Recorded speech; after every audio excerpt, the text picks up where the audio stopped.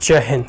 आइए, जैसे जैसे हम लोग कॉन्स्टिट्यूशनलिज्म और पंचायती राज इंस्टीट्यूशन को पढ़ रहे हैं, किस प्रकार से डिफरेंट समय पे डिफरेंट कमिटीज़ का गठन करके पंचायती राज व्यवस्था, पंचायती राज इंस्टीट्यूशन को स्ट्रेंथन करने के लिए और इसे संवैधानिक दर्जा प्रदान करने के लिए डिफरेंट सरकार के द्वारा जो है निरंतर प्रयास किए जा रहे थे आज़ादी के उपरांत, आज़ादी के बाद से ही। देखिए, हम लोग क्या पढ़ते हैं कि भारत जो है प्राचीन काल से ही, मतलब एक कह सकते हैं ना कि हमारे एक सिविलाइजेशनल स्टेट है। We are not nation state, we are civilisational state. ठीक है, हम उन प्रमुख सभ्यताओं में से एक हैं, जैसे मेसोपोटामिया, इजिप्ट। हालांकि सारी सभ्यताएं जो है विलुप्त हो चुकी है, लेकिन भारत की सभ्यताएं आज भी जीवित है।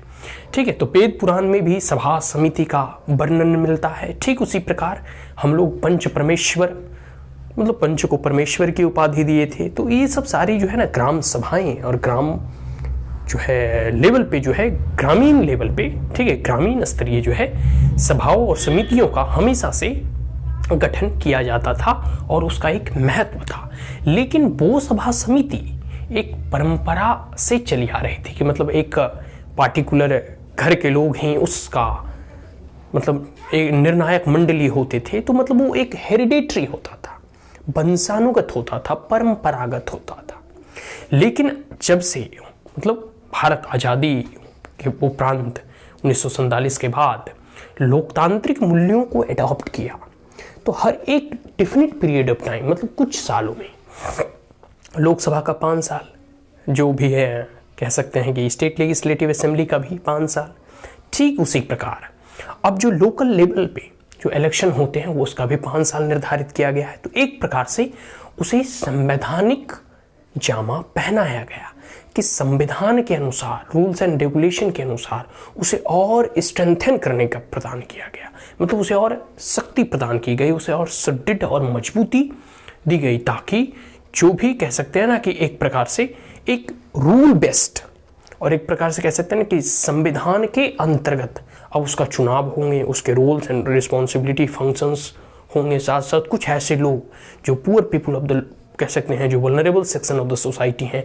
जो अब तक जो है समाज के मुख्य धारा में, मेन स्ट्रीम में अब तक आ नहीं पाए थे। ठीक है, जो गरीब लोग हैं, जो वंचित लोग हैं, जो दलित लोग हैं, जिनका कि पॉलिटिकल रिप्रेजेंटेशन नहीं के बराबर है, उन्हें भी कुछ रिजर्वेशन देके, देखो महिलाओं को रिजर्वेशन देके, कुछ रिजर्व्ड सीट बना के उन्हें अब फ्रंट लाइन में लाने का प्रयास किया गया। तो ये सब सारी चीज़ें तब हो पाया जब हम इसे संवैधानिक दर्जा दे पाए। ऐसे पहले भी था पंचायती राज एक प्रकार से इंस्टीट्यूशन, लेकिन वो था हेरिडेटरी और वंशानुगत, परंपरागत। अब देखिए, संवैधानिक दर्जा प्रदान करने के लिए बहुत सारे सरकारों के द्वारा प्रयास किए गए। राजीव गांधी सरकार के द्वारा, ठीक है, बीपी सिंह गवर्नमेंट के द्वारा, और फिर नरसिम्हा रॉय के द्वारा, जो कि अंतोगत हुआ इसे पारित करवाने में सक्षम सिद्ध हो पाते हैं। ठीक है, तो 3 गवर्नमेंट जो कि कॉन्स्टिट्यूशनल बिल लाती है, ठीक है, ताकि हम इसे संवैधानिक दर्जा दे पाएं।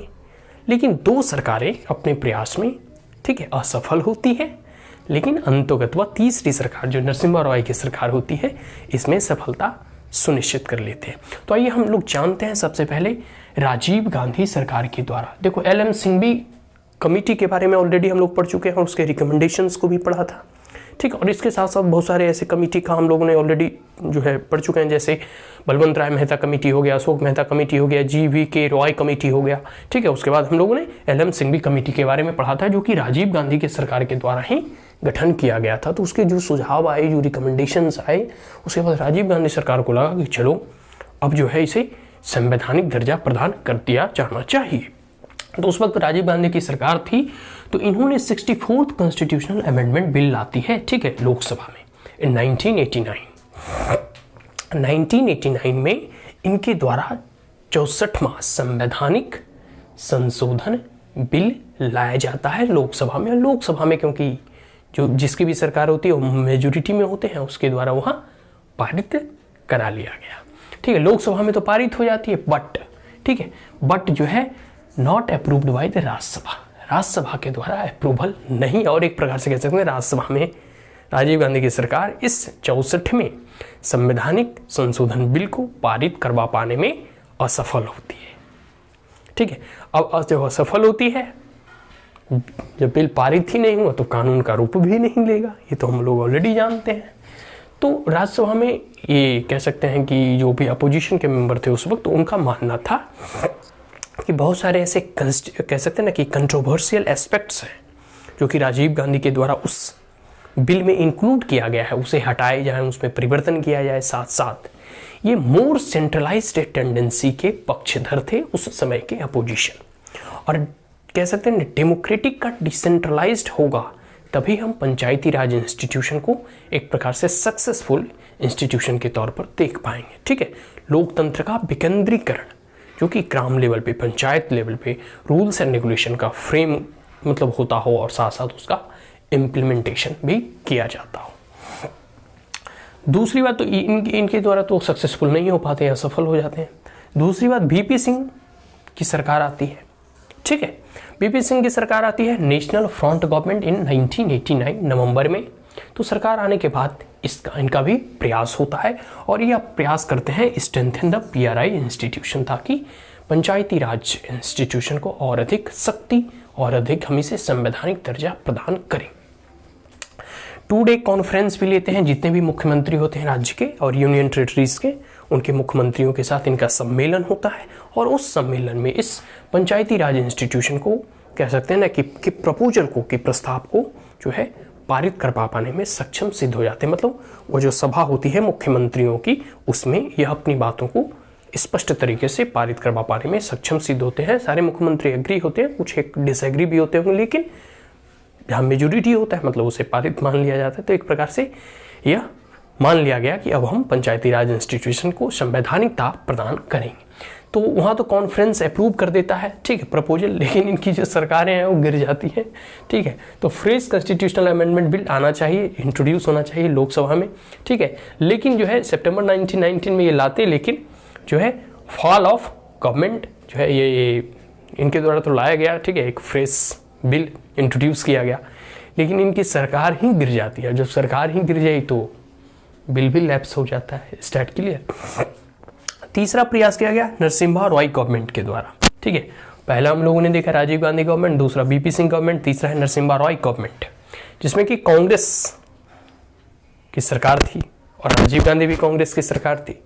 तो इनके द्वारा फिर से प्रयास किया गया कांग्रेस के द्वारा कि consider the matter of PRI, public Panchayati Raj institution.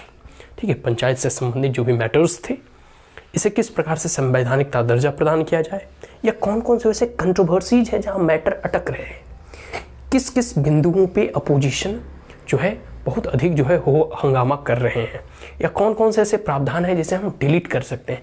तो इन तमाम चीज़ों को जो है इसका चर्चा वहाँ किया गया। तो इसमें जो है कुछ मॉडिफिकेशन वो करते हैं कुछ प्रपोजल में। ठीक है, जो प्रपोजल राजीव गांधी के द्वारा दिया गया था, या फिर जो फ्रेश प्रपोजल ये अपने लाने का प्रयास करते हैं, उसमें कुछ बदलाव करते हैं, कुछ अमेंडमेंट करते हैं, और कुछ ऐसे कंट्रोवर्शियल इशूज और एस्पेक्ट्स होते हैं उसे वो और राइटली जो है डिलीट कर देते हैं, वो हटा ही देते हैं, लो भाई हम हटा दिए। ठीक है, और इंट्रोड्यूस करते हैं 1991 और 1991 में, क्योंकि ऑलरेडी सीएम के साथ देखो वीपी सिंह सरकार थी, कंसेंसस बन ही गया था, लोग में अवेयरनेस और जागरूकता बढ़ रही थी। ठीक है, और इन्होंने जो है अपोजिशन की बात को सुन भी लिया, जो कुछ कंट्रोवर्शियल एस्पेक्ट्स थे उसे डिलीट भी कर दिया गया।